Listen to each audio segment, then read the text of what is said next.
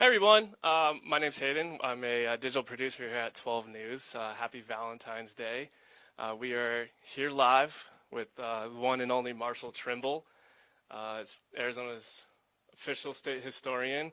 Valentine's Day is also Arizona's birthday, so he's gonna talk everything Arizona history, statehood. So if you have anything you want to know about Arizona history, got any questions, throw those in the comments. And I'll hand over the mic over to Marshall, and we'll get this going. How you doing, Marshall? Doing good, Haywood. Just glad to be celebrating another statehood day, and we do this once a year. So I hope to do a lot more of them. But yeah, it's a great day, and all week long there are things going on in schools and things where they're celebrating. It was a big day. As I was telling you early, at the time it was the biggest event in Arizona history, and it's still one of the most important days in our history.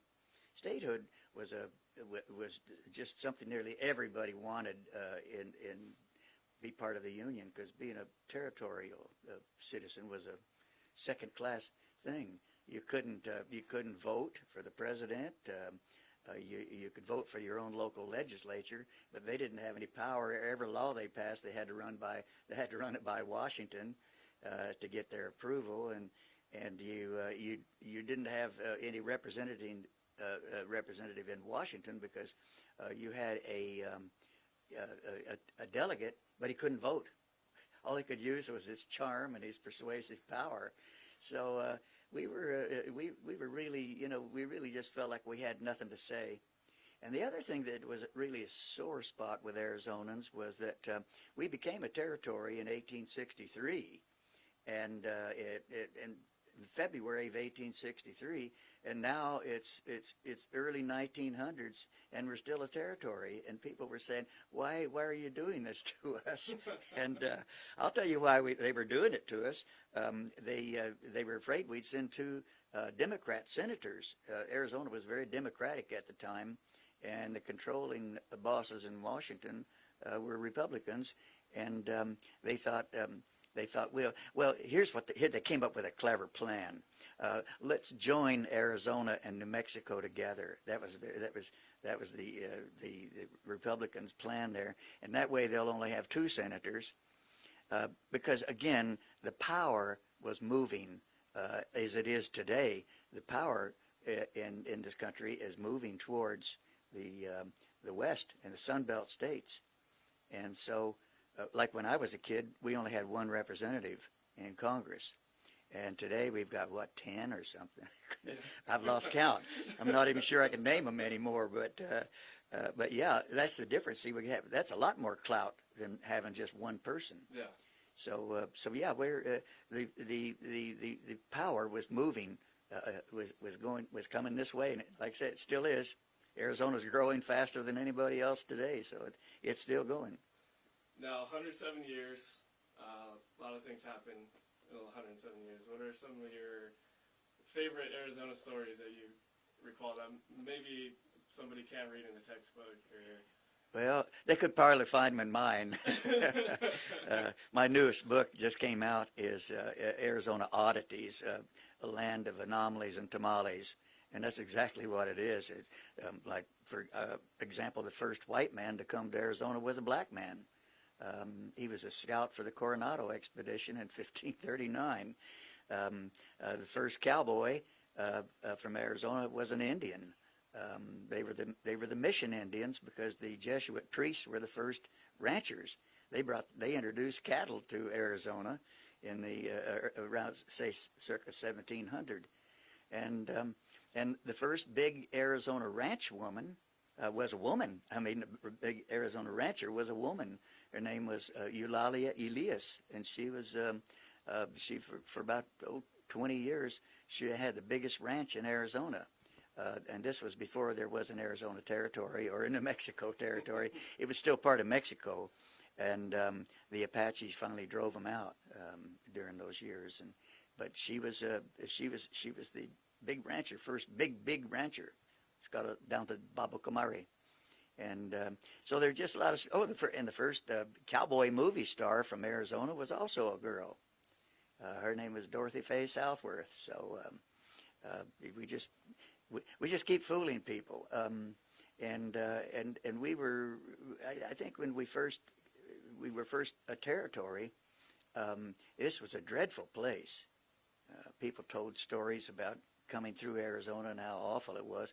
There was no air conditioning. Well, there wasn't anywhere else either. But it was just they just like to exaggerate the stories about Arizona.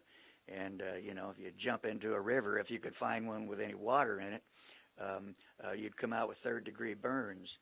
And the wind was so hot it burned the mustache off of a prospector's chin. So I mean, these were the kinds of tales they tell. Rattlesnakes were big around as a wagon tongue, and you know, the wind was hot as a dragon's breath, and it was just these were the tall tales they told about Arizona, and sometimes I think they still do, but today everybody wants to live here. You know, everybody wants to come here just about, and so we have more sunshine here than the Sunshine State. That's that other one way over on the other side of the country. Calls itself Sunshine State, but Flagstaff, Arizona, at 7,000 feet, has more sunny days than Florida. So, pretty amazing place. And we have about 32 mountain peaks over 10,000 feet. And if you think we're one of the hottest states in the country, wrong again. We're not even in the top 10. And that's because we have high altitude cities like Flagstaff and Pine Top and Show Low and places like that. So it again, people who come out here and they think this is just going to be one big desert. There's only one of the seven wonders of the world. There's only one canyon among the seven wonders of the world, and we've got it right here. And the two largest man-made lakes in America border Arizona, Lake Powell, Lake Mead.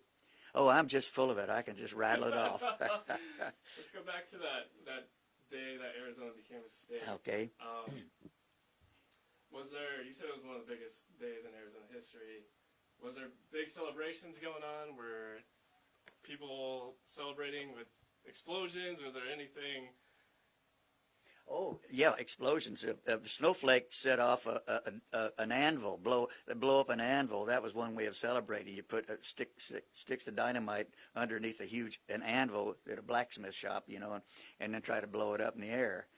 And so that was something that was going on, and a lot of gunshots were going off. In fact, some windows were broken down at the Capitol in Phoenix with just gunshots and spooked horses and things like that. But one of the celebrations very few people know about, Joe Melser and Hazel Goldberg were planning to be married. They were a young couple, and they were planning to be married, and they wanted to be married in the state of Arizona, and they were waiting for the telegraph to arrive saying that the President Taft had signed the statehood bill. They waited and waited and waited, and someone was supposed to bring the news. And there was a little 3-year-old ring bearer there who was getting mighty fidgety. He had a lot of nervous energy anyway, as we'll find out later in his life. But finally, the telegrapher or somebody came up on a bicycle and said, "The president has signed the statehood. We are now a state, and you can go on with the wedding." And so they started the wedding, and the ring bearer was 3-year-old Barry Goldwater. How about that? Yeah. Those are the kind of stories I like, and it was and every time we tried to do something, though, it seemed to be a snag. When the first railroad arrived in Tucson, they were going to have a big. This was March of 1880. And they planned a big celebration. Everybody had a little bit too much to drink that day, including the mayor. And so they thought they'd fire off a telegram to the Pope in Rome. And they sent this telegram. They took the telegram down, and the message was the old Pueblo, founded under the Catholic Church, has now become connected to the rest of the world with a railroad, and we want congratulations from the Pope on this important day. something like that. And on the way, there was somebody more sober at the telegraph station. Thought these guys are crazy. So he said, he made up a telegram that he brought it back, and the mayor, Bob Leatherwood, got up and announced, and he said, the Pope recognizes the fact that the old Pueblo of Tucson is now joined by railroad with the rest of the world, and sends his benediction, but for his own satisfaction would ask, where the hell is Tucson? There we go. We just there's a story for every event, I think, in Arizona. Now, if you know this, where does the name Arizona come from? There's dispute on where the name Arizona comes from. There's one that it was Alishonik. It was a Pima Indian, Pima language from down around, about 25 miles southwest of today's Nogales. And there was a big silver strike in the 1730s, and it was just a fabulous natural, native silver, and just horde of riches coming out of that. And it was near an Indian village called Alishonik, and the Spanish kind of corrupted that into Arizonic, Arizona, like that, Arizona. And then when the gringos came in, they just anglicized it into Arizona. That's one story, and a lot of people believe that, and I guess it's whichever one you want to believe. But there's another one that Don Garate, who was one of the officials down at the Tumacacri mission, he was Basque, and he believed he said there was a large Basque population down there, and a large number of oak trees down there, and Basque words for good oaks was Eritzona, and they put it together and they got Arizona. So believe the one you want. I tell both stories because the place names, with the names of these places, it's sometimes it's just anybody's opinion, and what you think maybe is the way it happened. You find out later, no, it didn't happen that way. Yeah. But it's more folklore, and for example, Pine Top. Pine Top was named for a tall, bushy-headed bartender that the soldiers from Fort Apache called Old Pine Top. And here it is in the largest stand of ponderosa pine in the world. but not named, the town's not named for the pine trees growing there, but for a bushy-headed bartender. So. Now, a lot of everyone knows Arizona is a Grand Canyon state. Yeah. Where did that nickname obviously came from, the Grand Canyon? When did it become official? And Arizona's had some other nicknames. Yeah, we were the baby state for a long time till the late 50s, when Alaska and Hawaii joined the Union. But we were even the sand hill state there for a while. I guess somebody down in the Yuma area must have promoted that one. That was on a Starbucks cup, like not too months back. Yeah. And we were like, "What is? I've never even heard of that." Yeah, and and then there was the Valentine. We were the Valentine state because it came on Valentine's Day, and there were those were the main ones you'd hear. But it's funny you should ask about that, because I was involved with the official name when a little schoolgirl wrote me, and she said, it's like I knew that before I came here. Okay. Oh, you did. Okay. Well, I don't brag about it, but it just shows sometime that because I tell the school kids, you can make a difference. Don't ever think you can't. And this little girl was in California, and she was a fifth grade student, and she wrote me the cutest letter, and it said, "Mr. Trimble, what is the official nickname of Arizona? I'm writing a paper for my American history class, and I'd like to know." Her name was Victoria Smith, and I wrote her back, and I said, "Well, the official nickname for Arizona is the Grand Canyon State. It says it on our license plates, and on every sign coming into Arizona, it says, 'Welcome to Arizona, the Grand Canyon State.'" And she said, "Well, Mr. Trimble, I beg to differ with you, but I've checked all of the sources, and I can't find anywhere that it's official." And I thought, this little girl's going to she's going to go places. She might be president someday. Smart kid. And I said, "I'll tell you what, Tori, I will, I'll check with the library and archives." And so I did, and they said, "Hey, there's nothing there, nothing on the books about Arizona having an official nickname." And I said, "Well, I'll check with the Secretary of State's office." And they said, "When we want to know that kind of stuff, Marshall, we call you." So I said, "Okay, I guess we better do something." So, to make a long story short, there was a new legislator in the House named Kate Brophy McGee, and Kate and I became friends instantly because she's from an old Arizona family, and we just kind of connected. And she had never introduced a bill before, and this was going to be her first one. And so it didn't make it the first year, but when Kate with Kate at the helm, and she's in the Senate now, state Senate now, and with Kate there and me standing behind her, it happened. The legislature passed it in 2011, and so it became official. And Jan Brewer signed it. Well, when Jan Brewer signed it, the state of Arizona brought the family over, the girl and her mother over from California, and it was really neat to see. Governor Brewer just devoted all her attention to talking to this little girl, and it was a big thrill for her. And she's now at a university back east. She stays in touch with Senator McGee and I, and so we just follow her progress. But she's going to go places, I know.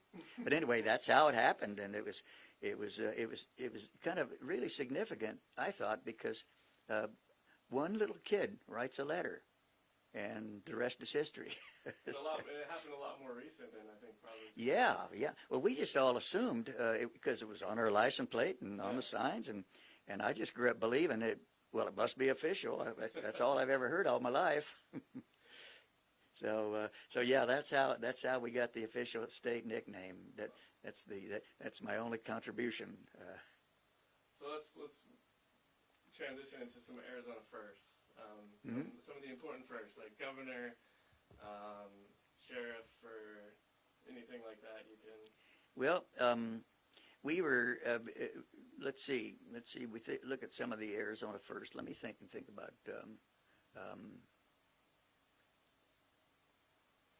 In the meantime, if you guys have any questions, throw them in the comments. Yeah, I think I'm drawing a blank on Arizona's first right now. What made us unique, what was different from everybody else, but we kind of came. Talk about that a little bit.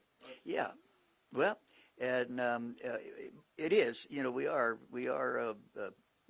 a special place. We have the people ask me, say, what's so great about Arizona?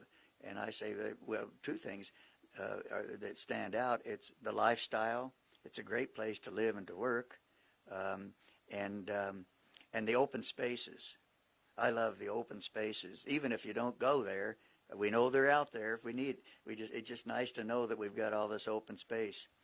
I did a film with when the two Germanys were divided, so it must have been back in the 1980s, and I took the German film crew all over Arizona and just all these remote places, and I took them up to where I grew up up in the plateau in northern Yavapai County, and they couldn't believe it. So the director asked me, he said on camera, he said, what's the population of Arizona? And I said, it's about 3 million. And he said, well, I'll tell you something. West Germany and Arizona are about the same size. And do you know how many people we have in West Germany? And I said, no. And he said, 60 million. So 60 million people in the area. I thought, what if we had 60 million people here in Arizona? No wonder they're so crowded. and we've got all this. So I just love that you can just go out someplace and be in the wilderness, just a short distance from the fifth largest city in America. Yeah. So, because Phoenix wasn't always the capital, it was always the biggest city. It was mostly like Tucson and some of the cities down south, right? Well, it wasn't always the largest. No, Yeah. when it became the capital, it was far from the largest. Bisbee was bigger, and probably Jerome was bigger, and or would be, and Tucson was always larger. And there's an interesting story about that, because the debate was always over between Prescott and Phoenix for the capital. Phoenix and Prescott and Tucson were battling for the capital during our territorial days, and nobody saw Phoenix coming. And so it was back and forth. The first one, for 3 years, it stayed in Prescott, but all the time Tucson was battling to get it, and by battling, it was who could throw the biggest party for the legislators. And so Tucson threw a better party, I guess, and got enough votes to change the capital to Tucson. They kept it for 10 years, and every year Prescott would come battling and scheming to try to figure out how to get it back. And then they got it back in 1877, and the two were kind of going back and forth. And also for largest city, it was always Bisbee and Tucson were competing to be the largest city.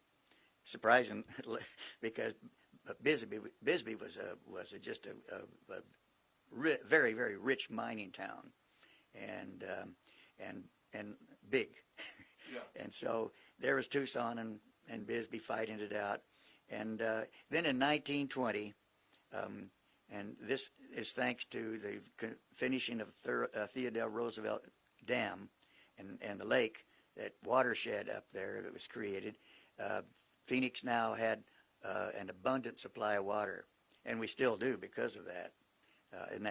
With that Salt River, by the way, it's a 13,000 square mile watershed up there that goes from Chino Valley north of Prescott all the way across to New Mexico, and all the runoff on that land runs right into the Salt River, which runs right through the middle of the Salt River Valley. And it was as if nature just blessed us. Gave us a lot of heat and a lot of cactus and a lot of scorpions and rattlesnakes, but by golly, it gave us a great watershed too. And so in 1920, they're having the census, and Tucson reports its numbers, and Phoenix was not ready to report yet. And so Tucson accused Phoenix of waiting to see how many people they had, and then they come in with Phoenix would come in with a higher number. So this rivalry is not just between the University of Arizona and Arizona State University. This rivalry was about, Tucson was the largest city for a long time, and all of a sudden, just out of nowhere comes Phoenix. Let's talk a little about the schools, because with ASU, obviously it wasn't ASU in those days, but was that the first one to come to Arizona, a big university like that, or was it? Well, the 1885, the territorial legislature in 1885 actually granted a normal school to Tempe, and a normal school was really a school that above high school that prepared teachers. It was really a two-year program for teachers, because when Arizona became a state or a territory, and even when Phoenix became the capital, it was in the late 1890s before they even had a high school, public high school. So we were pretty slow. So in 1885, and they granted Tucson a university, and actually Tucson wanted the state capital or the territorial capital, but Prescott got it again. And so then the where was I on that? The University of Arizona is the university, and Tempe was a normal school for all these years. And there was a time when Tucson had to have a prep school for because they didn't have a high school, so you had to have a prep school. Tempe had one, and they called their students the subnormals. So, and then finally one day, the students protested at Tempe, and they said, that's degrading to have subnormals on our campus. And they got rid of them, but they were starting to build high schools, and so it was okay. But Tucson continued to keep their prep school, and so when then we go on to the bigger times when when Phoenix is growing, the valley is growing, and after the war with the GI Bill and everything, the boys had come home from the war with money for a college education, and before you know it, by 1950, Tempe had grown. It was now Arizona State College. It had grown to such a point that that it qualified. It qualified by rules to be had enough colleges, it qualified to be a university, but just about all of the legislators were U of A grads, and they said, we are going to be the only university in Arizona. We want to be the only one.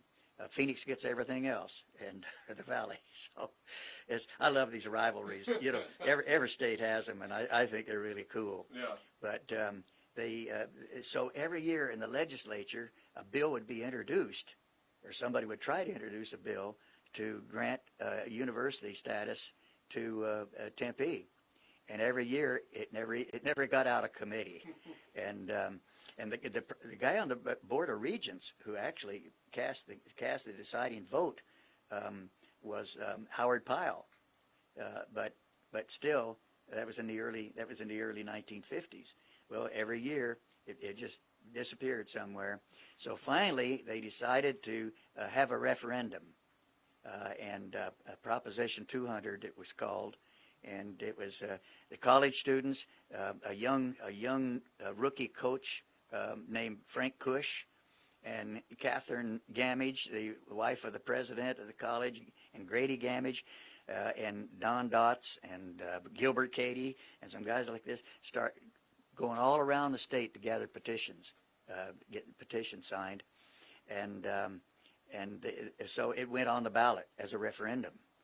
And when the voting came, as a proposition, I said 200, and when the voting came in, every county in Arizona voted in favor of Arizona State at Tempe being a university, except Santa Cruz County and Pima County.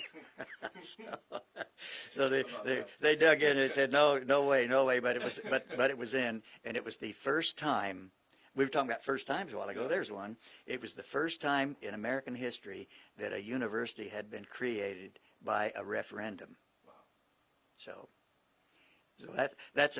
I knew if I thought long enough, I'd come up with what we were a first in. So we have Norma wants to know when she can buy you dinner. Is that Norma that wrote that in? Yes. Hi, Norma. And then a lot of people just are appreciating your stories. Do you have just an absolute favorite Arizona story that you always tell? Is there one that comes to mind? You know, I guess I have thousands of them because that's what I've been doing for the last 50 years, I guess. But you know, I was a teacher at both high school and college for so many years that the students just love the stories. But I like stories about the people, colorful people. And one of my favorite is that I tell my students, I say, thinking outside the box. Think outside the box. And there was a fellow down in Bisbee named Walter Swan, and Walter Swan wrote a book about growing up in Bisbee, and he titled the book "Me and Henry," and the book was about his brother Henry, me and he, and so when he got ready, he just thought, that's what I did when I wrote my first book. I just thought, you write a book and somebody will publish it. I didn't realize you had to find a publisher. You learn a lot as you go along, and that's how naive I was, because I only wrote this first book because my students told me, they said, we like your stories, why don't you write a book? And I said, I can't even I couldn't even write a good term paper in high school. How am I going to write a book? And this woman, these were adult students here at SEC, and this woman said, just tell your stories. Tell them the way you tell us. And so I did, and I wrote a book, and Doubleday published it out of New York, and it was a big seller for several years, and it was just a stroke of luck. Well, Walter tried the same thing. That's why I could relate to Walter. This was just a few years ago, and Walter tried to find a publisher, and nobody would publish it, and so he published it himself. You could self-publish by this time, and he self-published it, and then he wanted it to be distributed in stores. And the nerve of those bookstores, they wanted a percentage. He says, I wrote it, and I published it. I want all the money. And, and I could have told him if he'd asked me that the writer is, unless you're a famous John Grisham or somebody like that, you're at the bottom of the food chain. The author is the bottom of the food chain in publishing. And so he said, I'll just get my own store. So he rented an abandoned store in Brewery Gulch in Bisbee. I love that town, Bisbee. And he put his books in there. I guess he had 1,000, started with 1,000. And he put his books in that store. And he named the store the One Book Bookstore. And he only carried his book. Now, this is Arizona spirit. This is the real spirit of Arizona. We're that way. We pull ourselves up by the bootstraps, and nobody can tell us we can't do something. And that's the way it's always been. And so Walter's store, pretty soon the word reached Tucson. There's a bookstore down in Bisbee called the One Book Bookstore. We've got to go down there and buy one of them books. And pretty soon word reached Phoenix, and then it reached Prescott, Flagstaff. People were driving all over Arizona to go down and buy a book from Walter. He just keeps getting more books printed all the time and raking in the dough. And then pretty soon anybody traveling along I-10 would say, there's a store down in Bisbee. We heard about a store down in Bisbee where they only sell one book, and it's called the One Book Bookstore.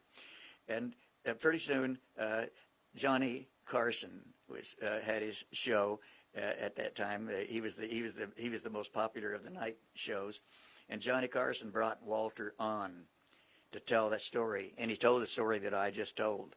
And that night, he had thousands of book orders from one appearance on Johnny Carson. And that's a story for the ages. And the next thing I know, I was telling that story one day to some people in Tucson, and somebody raised their hand and said, hey, I got that book. Have you got it? And I said, yeah, I got a copy. I went and bought a copy. Why? And he said he wrote a second book. And he opened up another store, and it's called the Second Book Bookstore. So Walter's gone now, bless him. But he taught us all a lesson that don't let anybody tell you can't do something. Yeah, exactly. So that's one of the stories I tell the kids. We have a request in here to tell a story about the Wild West days, the Gold Rush days in Arizona. Do you have any? Oh, sure. The probably more of them than we do cowboy stories, but yeah, one of the first was a fellow named Jack Swilling. He doesn't get a lot of credit, but when they first had the first gold strike, it was on the Gila River, about 20 miles east of Yuma, and it was called Gila City. And it didn't last long because it was placer gold, and that placer gold's already been mined by nature. It's just lying there waiting for you to pick it up. You and I could be a placer miner, and so but they kept getting attacked by the Indians north of the Gila River. There were the Yavapai and the Mojave and the Tonto, and they'd raid these places, and nobody was there was not a single non-Indian north of the Gila River. It was no man's land. It was just, you just didn't go there. And so they were chasing. Jack was appointed a lieutenant of the Rangers, they called him, and they were going up, and they came to the mouth of the Hassayampa River, and they were among the first white men to see the Hassayampa River, but they thought, don't go there. Anybody that goes up there is not coming out. And so, but Jack, he had an eye for ore, and he knew there was going to be there was going to be some good prospects up there. But after the mine played out at Gila City, he went over to Silver City over there in the Membres country where they were having the big strikes over there. And once again, he's ahead of some Rangers because now they're being attacked by Mangus Colorados's Membres Apaches, and so there happened to be another guy coming that way. The legendary mountain man Joe Walker had been up in Colorado, and he had never been into central Arizona. He'd been in the northern part along 35th parallel, and he'd been in southern Arizona, but he had never dared venture into the central mountains.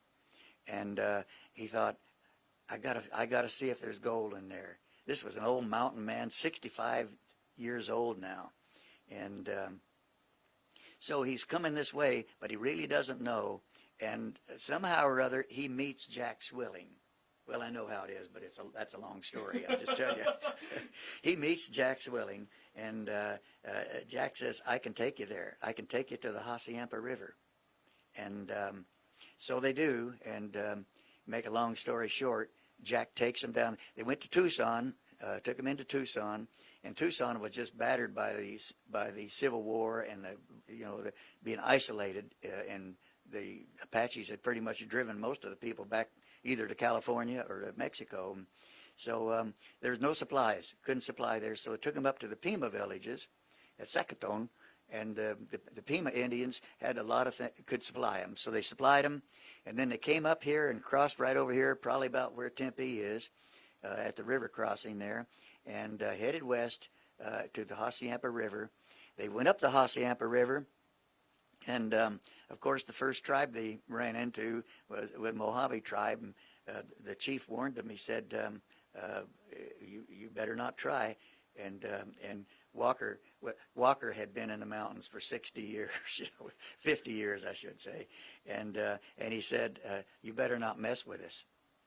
And Walker was one boy. When he said so, he's a big 6'4" guy, and he said he got their attention, and they decided to leave him alone. Well, the short of it is they went on up the river, and they up near about where Lynx Creek is today, and in that area, Big Bug, they found gold, and they found lots of gold. And it was about that time that Arizona became a territory. And that was one of the reasons. There was gold, and they found gold. Well, there's another guy coming up right behind him named Paulino Weaver. And they say Weaver's Needle out here in the superstitions is named for Pauline. And he's coming up the river. And there was a Mexican party of prospectors, too. And they had a mule, a burro, that wandered off during the night. And they went looking for him the next morning, and he was up on a hill, and he was standing right over a hole. They took $1 million worth of $500,000 in gold nuggets out of there in just a 1 acre area. They were just picking up gold like crazy. Well, the Mexicans decided, okay, we've got enough to get by for the rest of our lives. We're going home. They went home, and Pauline Weaver stays there, and it was named Rich Hill, and it was the richest gold strike, single gold strike in Arizona history. And then there's another fellow following him up the river, and he's just right behind him. That all happened in the spring and summer. And in November, Henry Wickenburg comes in. And there's a great story about Henry that he picked up a boulder and threw it at a vulture, and he realized that boulder was so heavy it gave him tennis elbow, and he looked at it a little closer, and it was rich in gold. Well, Henry laughed at that story because it didn't happen that way. Henry these guys were real prospectors, and he saw this, and this was gold that had to be mined. It was lode mining. So right there in that area, that little small area there of Wickenburg, where Vulture Mine was, and where Rich Hill was, just north of there, and further on up the top, up the mountains, Lynx Creek, Prescott. And because Prescott was there when they got the territorial status, Prescott got the capital. But there were just all kinds of stories like that. Ed Scheffling had been a prospector all his life, and he just loved to prospect, but he'd had nothing bad luck. And finally, he thought he'd try his luck in Arizona. And by the time he got to Tucson, he was wandering around, dressed in rags, and he just looked like he didn't have two nickels to rub together. He could step on a quarter, and his soles on his shoes were so thin, he'd step on a quarter and tell you the date. But he headed out into east there. He just had a feeling about the place, and it was out on along the San Pedro River. There were no white people in that area at the time. It was dangerous country. Victoria was on the loose, he ran into some soldiers, and the soldier said, "What are you going to do here? You're not going to come out of this place alive." And he says, "No, I feel it. I can just feel it in my bones that there's something, that this is where there's going to be something out here, and I'm going to find it." And they said, I'm just making up words here, but I wasn't there. I didn't hear exactly what they said, but they said, "All you'll find out there is your tombstone." Well, he recruited his brother and an assayer by the name of Richard Gerd, and they went into those mountains just east of the San Pedro River. And sure enough, he brought these samples in. Every day he would bring in specimens, and Gerd would look at him and say, "No." And Gerd was a top-notch assayer. And so finally one day he brought some specimens in from out around, and just laid them out there, and Gerd assayed them, and he said, "Ed, you are a lucky cuss." And they named the mine the Lucky Cuss. And it was one of the richest mines, silver mines in Arizona. And they had others. They found several other mines in there. And Tombstone becomes the granddaddy of Arizona silver mining. And so, but it all happened just because somebody wasn't afraid. He just had a feeling, and Schefflin found his tombstone. And he went from being the joke, the joke of people around Tucson, as just a luckless prospector, to everybody wanted his advice. Yeah, so fame is funny. You're a bum one day and a hero the next. Exactly. But he was a very rich man. He got married and had a nice mansion over in California, and he sold out. He and his brother sold out in Tombstone, but Tombstone just went on and just had several good years of rich silver strikes. And so, but Schefflin loved to prospect, and he went back.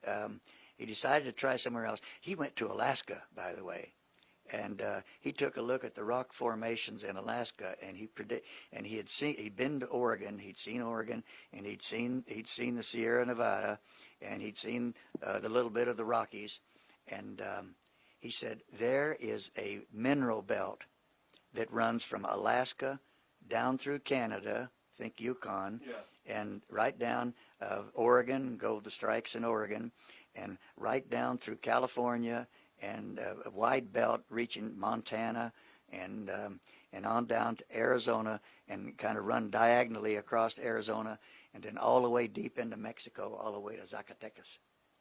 And so he predicted that in the 1880s, long before a lot of that was found. He said that's a mineral belt. It's a rich mineral belt, and it turned out to be a treasure trove that was far beyond the conquistadors' fondest dreams. And so, while he's prospecting in Oregon, he left a note, and he died. And on the note it said, "I just love to challenge the earth and feel the clutches of finding another rich strike."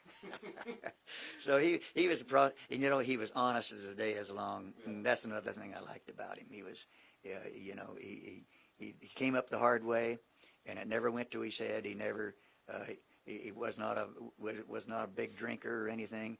He was and there was a partnership between Gerd and his brother and him that was just the word. They didn't need a lawyer, didn't need written contracts. It was just an honesty that was not all that common in the West. Another question here, since I didn't mean to take that. It takes long to tell that, but I just kept thinking of more, and you think of Tombstone, and you think of the gold strikes, and later on you had copper. Mm-hmm. So, Lisa asks, since we live in the desert, is there a good water story that you know? Well, I know a lot of tall tales. The best water story I alluded to it a while ago was the great watershed we had here. But I come from a town in northern Arizona that the water was all hauled in.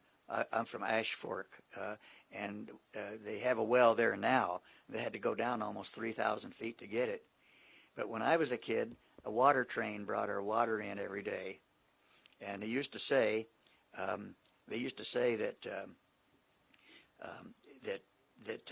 water was cheaper than whiskey was cheaper than water in Ash Fork, and that's probably why we had so many saloons there in the town, and more saloons than we did water fountains. But that whole area up there was a waterless area pretty much, and it's volcanic. And so it gets a lot of moisture, but it just goes deep. And there's water there, but it's down about 3,000 feet. Today, Williams, Arizona, for example, is the largest city, has the deepest underground well of any city in the country. So Williams finally got their well also. But then the story goes, the story that I grew up with was in 1948 when I don't know if this is appropriate for television, but yeah, it is. I guess they asked our magistrate there in town, the county recorder in Prescott, wanted to know how many voters did we have broken down in Ash Fork by sex. And with a straight face, he replied, none that I know of. Our main problem in this town is alcohol. So but there's so many water stories, you know. That was why they brought camels in the 1850s, was that they needed a beast of burden that could go a long ways without a drink of water. I think you mentioned that to me a while ago when we were talking about camels were actually here. They were brought in to just. Yeah, they imported 2 boatloads of camels, and they imported some camel drivers. They're probably the first Muslims to come to America, and they loved the camels, you know, and the camels would not cooperate with the Americans.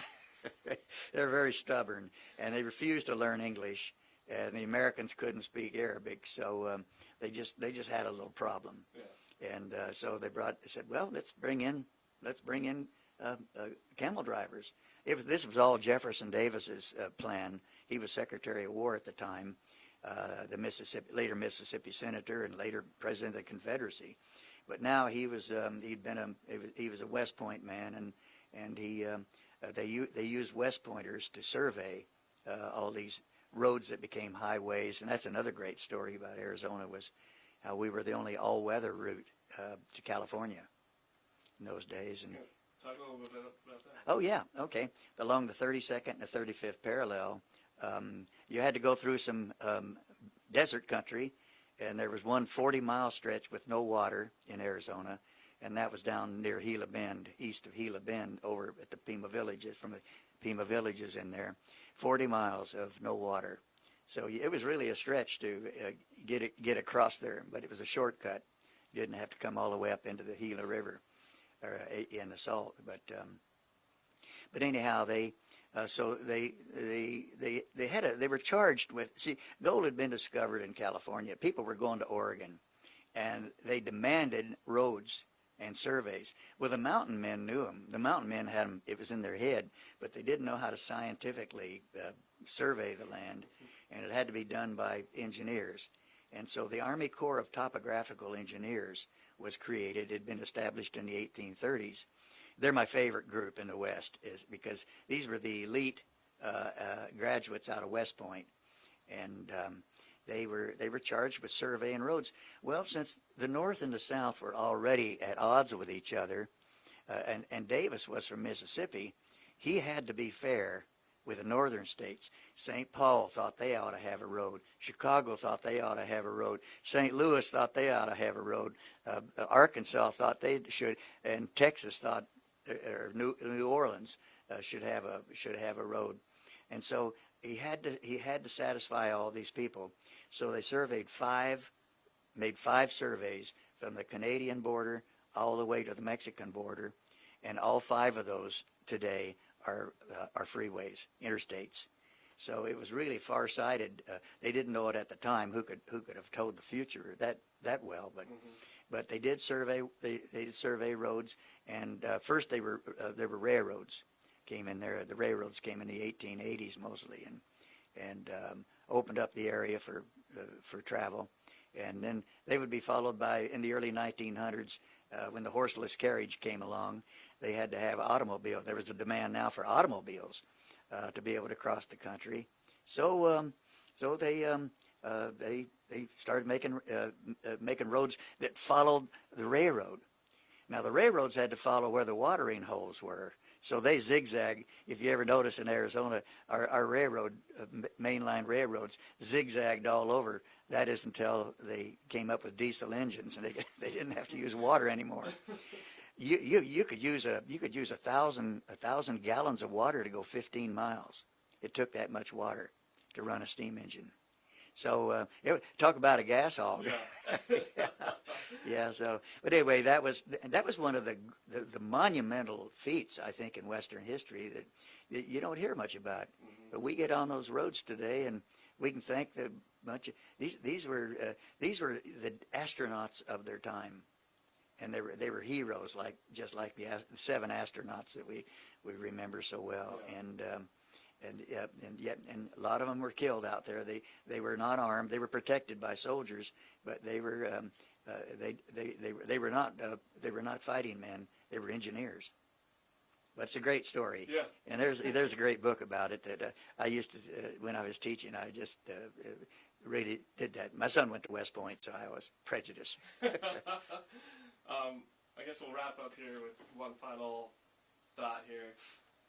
You've studied the state a really long time. In your mind, what's the best thing about it? What's the thing that makes Arizona? Open space. Yeah. Wilderness areas. We have 92 wilderness areas. And I just, like I say, even if you don't go out there or you're too old to go out there, it's just nice to know.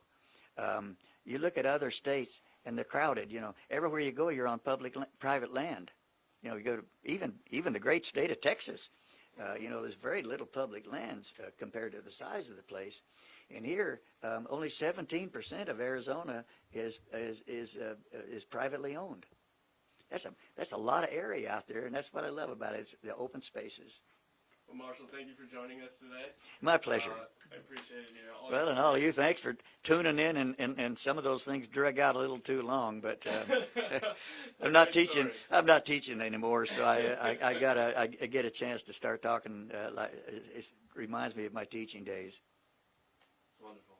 Thank you. My pleasure.